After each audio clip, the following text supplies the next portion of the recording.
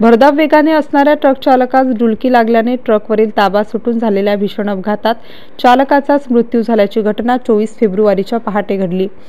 या भीषण अपघातानंतर रस्त्याच्या बाजूला उलटलेल्या ट्रकने पेट घेतला। यामध्ये चालकाचा होरपळून मृत्यू झाला, तर क्लीनरसह अन्य एक गंभीर जखमी झाल्याचे वृत्त आहे।